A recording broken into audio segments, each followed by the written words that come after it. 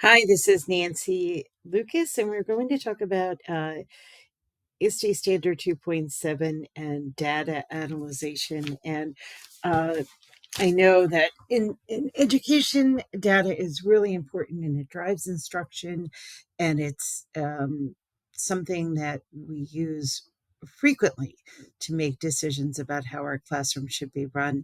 And it's something you should be thinking about in your personal life, because decisions that you're making in your own life should be data driven as well.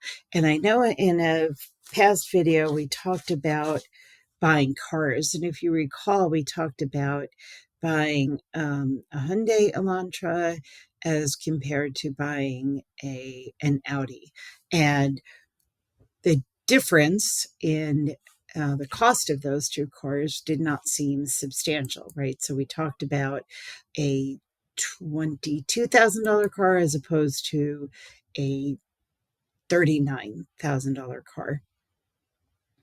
And we learned about what interest and compounding interest and how that affects in another lesson, and how much we end up paying really in interest on a purchase is really significant.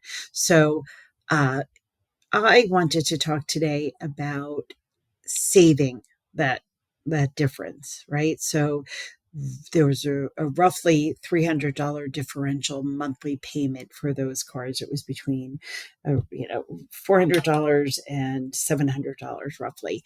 And while you may have thought that you could afford the $700 payment a month to drive a fancy car, what if instead of driving that fancy car for 5 years, the life of the loan for 60 months, what if you took that $300 and invested it in a Roth 401k, or a Roth IRA? So, in addition to your savings, remember we talked about the 50-30-20 rule, the 20% is for savings. If you are not in a situation in your school where saving is done automatic by your employer, I know a lot of schools are in flux about pension and whether or not that's something that will be available for educators. So what if you took that money yourself, and instead of indulging in that fancy flashy car, you scaled back and bought a car that you could afford, and a car that would give you money in your retirement? Okay, so first let's talk about what we're going to do here. Right, so we're going to get a Roth and a Roth IRA, a Roth 401k, and it's a defined benefit plan. And it is a way for you to, just want to look down here. I think this is probably the most important rule here. So it's a way of savings. It's not saving for a house, it's saving for your retirement. So here's a really important question. Ask yourself when you're being a higher tax bracket today as you're making contributions, or years from now when you withdraw it. If you believe your taxes will be lower, contributing to this may not be a better strategy. Avoid higher taxes today and pay lower income taxes when you're making the distributions.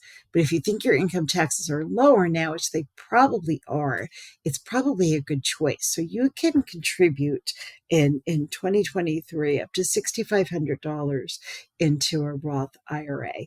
And where are we going to get that money? We're going to get that from that card payment that we saved on. Okay. So if we take that card payment, the difference is $366. And we assume a very conservative rate of return of 7.23%. Year one, you've added $4,400 for the first 4 years. And at the end, you've got $27,000. Okay. Now, what if you took that $27,000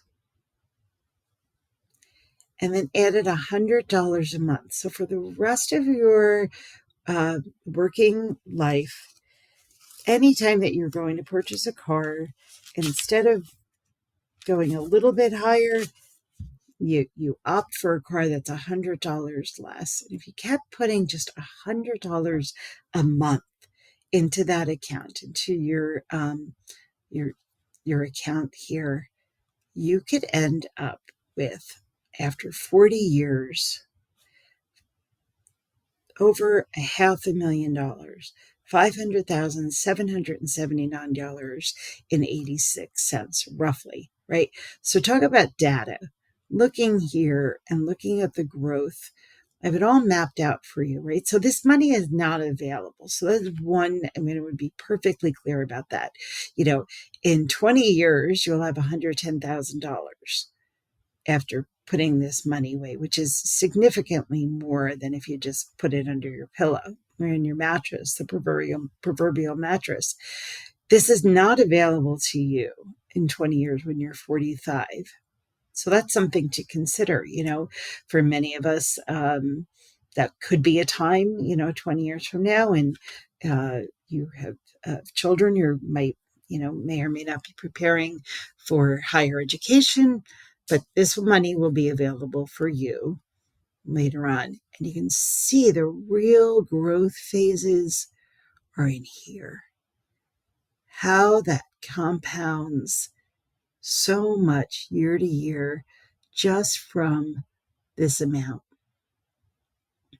It's substantial, right? So let's look at this calculator. We're looking at this year. Your current age, we'll say, is 25. We're going to say we'll retire at 65.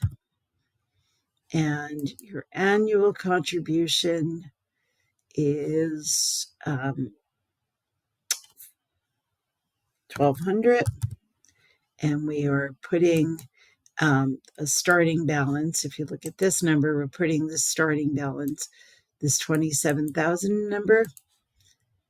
And just so you know, this is a tool that you could use yourself. And 9 is the number that they're giving. And we're going conservatively. If you look here, we're going conservatively at 7.23.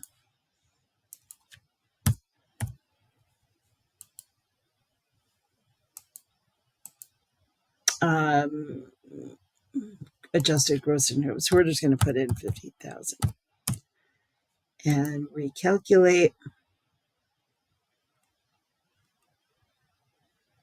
Look at that.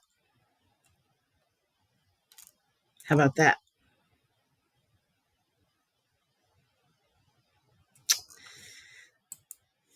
Kind of significant. So I want to talk about how we make this happen, right? So we're going to talk about the car purchase. We're going to look at our growth. We'll talk about it a year later. We'll talk about it 4 years later when we've got that 27,000. If we just check in with each other just on this alone, right? Making our financial plan, this is part of it. And hopefully this will be one part of an overall financial plan. So you're saving maybe through work, you're investing carefully. So, we all hear those stories about teachers and teachers who spend well and spend carefully, who end up having, money in their retirement. And it is a possibility. You can do something that you love and still have a nice retirement. You really can, right? So we talked about the car loan payment in a prior tutorial, how we're going to save our money doing that. So we'll go over all these things so you can see what works best for you. And we'll have those tools available for us. It's really important to look at data professionally and personally. I hope that this helps. I hope that you make wise choices.